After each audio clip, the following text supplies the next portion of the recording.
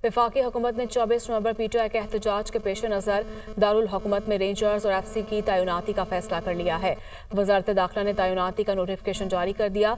इस्लामाबाद की मुख्तलिफ सड़कों पर कंटेनर्स पहुंचा दिए गए। पंजाब, सिंध और आज़ाद कश्मीर पुलिस से भी मदद तलब कर ली गई।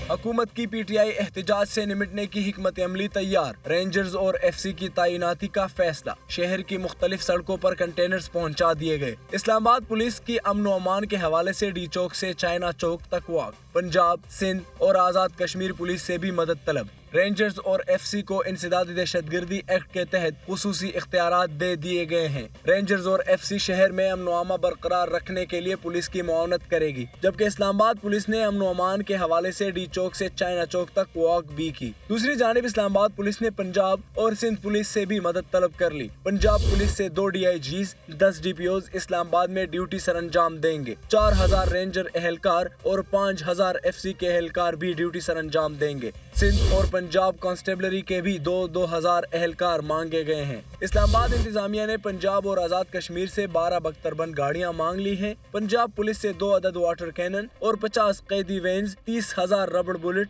1000 रबड़ बुलेट गन्स, 20,000 लॉन्ग रेंज आंसू गैस शेल मांगे गए हैं। आज़ाद कश्मीर पुलिस से 10 कैदी वैन्स, 5000 एंटीराइड किट्स, शील्ड्स और 10,000 डंडे भी मांगे गए हैं। सिंध पुलिस से 20,000 शेल, 30,000 रबड़ बुलेट्स, 1000 रबड़ बुलेट गन्स और 500 नई आंसू गैस शेल गन्स मांगी गई हैं।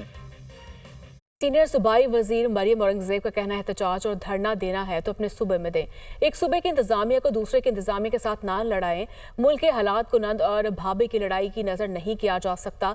आपका लीडर अपने जराइम और अमाल की वजह से अंदर है। आपने लीडर ने अदालतों में जवाब देना है। वो लाहौर में प्रेस कॉन्फ्रेंस कर रही थी। अपने घर के मामलात को अपने घर के अंदर सेटल करें। ये मामला आपके घर का है। ये घर में भावज और नंद की लड़ाई है। ये घर का फसाद जहाद बना दिया कि जब मुल्क तरक्की कर रहा होता है, जब टेक ऑफ कर रहा होता है, आप इस किस्म की वो ले आते हैं। आपने एहतजाज करना है ना भाई, नंद ने एहतजाज करना है तो वो पंजाब में कर लें, लाहौर में कर लें, और अगर खैबर पख्तूनख्वा में भाभी ने एहतजाज करना है तो वो खैबर पख्तूनख्वा में कर लें। जब सड़क से बाहर निकलते हैं जला दो, मार दो, गिरा दो, ये 3 लफ्ज़ होते हैं। गले से पकड़ लो कि अल्टीमेटम दे दिया इमरान खान साहब ने। पाकिस्तान तहरीक इंसाफ एक फ्रेंचाइज पार्टी बन चुकी है जिसकी 24 को बिडिंग होनी है। नंद जीतेगी या भावत जीतेगी।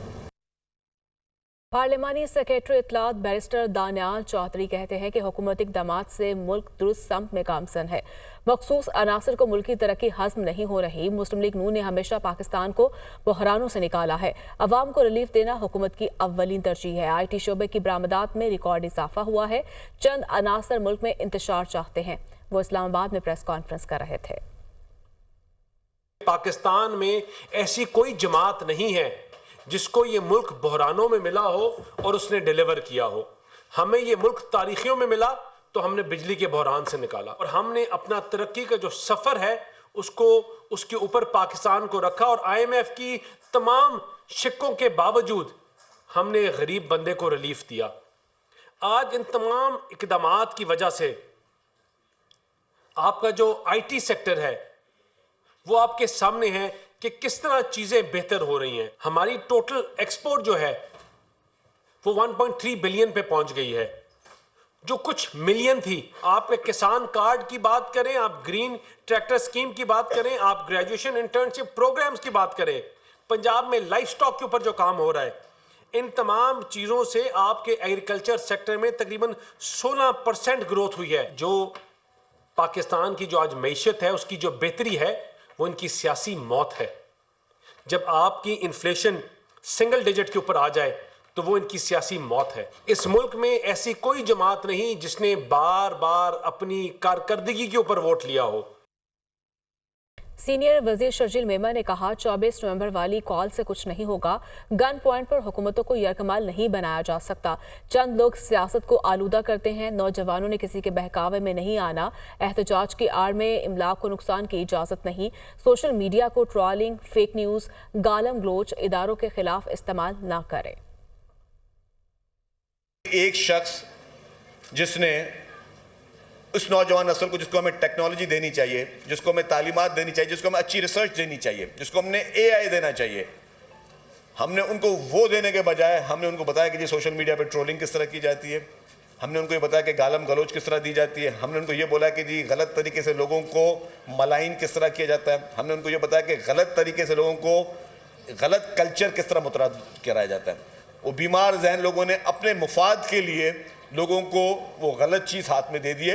24 نومبر کو پھر عوام کو یرغمال بنانے کی کوشش کی جا رہی ہے, حکومتوں کو پریشر میں ڈالنے کی کوشش کی جا رہی ہے. سیاست بری چیز نہیں ہے, لیکن وہ چند لوگ جو سیاست کو آلودہ کرتے ہیں وہ چیز بری ہے.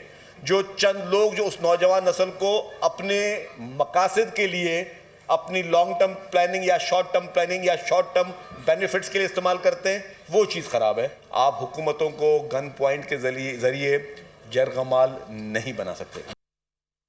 پاکستان پیپلز پارٹی بھی پبلک اکاؤنٹس کمیٹی کی چیئرمین شپ کے حصول کے لیے میدان میں آ گئی ہے. دوسری جانب تحریک انصاف شیخ وقاص اکرم کو چیئرمین بنانے کے لیے ڈٹ گئی ہے. اسپیکر کے اجلاس نہ بلانے کی صورت میں پیپلز پارٹی نے خود پی اے سی کا اجلاس بلانے کا اندیا دے دیا. رپورٹ دیکھیے. پبلک اکاؤنٹس کمیٹی کے چیئرمین شپ کے معاملے پر پیپلز پارٹی اور تحریک انصاف میں ٹھن گئی. پیپلز پارٹی بھی پی ایس سی کی چیئرمین شپ کے حصول کے لیے کوشاں. تحریک انصاف شیخ وقاص اکرم کو چیئرمین بنانے پر بضد مسلم لیگ نون نے سربراہی کے لیے پیپلز پارٹی کی حمایت کا اشارہ دے دیا. پی ایس سی اراکین نے ریکوزیشن پر پبلک اکاؤنٹس کمیٹی کا اجلاس بلانے کا مطالبہ کر دیا. اسپیکر کی جانب سے اجلاس نہ بلائے جانے کی صورت میں پیپلز پارٹی نے خود اجلاس بلانے کا اندیا دے دیا. پیپلز پارٹی کے سینیٹر سلیم مانڈوی والا نے اسپیکر قومی اسمبلی ایاز صادق کو خط میں لکھا کہ جب تک مستقل چیئرمین نہیں بنتا کمیٹی اراکین اپنا چیئرمین الیکشن کے ذریعے خود منتخب کریں گی. ذرائع کے مطابق اسپیکر قومی اسمبلی نے پی ایس سی کی سربراہی کے لیے تحریک انصاف سے پھر ناموں کا پینل مانگ لیا. سابق اسپیکر قومی اسمبلی اسد کیسر نے اس معاملے پر اسپیکر ایاز صادق سے ملاقات بھی کی ہے.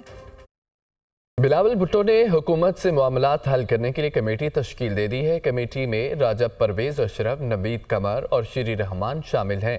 وزیر اعلیٰ سندھ اور وزیر اعلیٰ بلوچستان، گورنر پنجاب اور گورنر کے پی بھی کمیٹی کا حصہ ہوں گے. رپورٹ میں دیکھیے.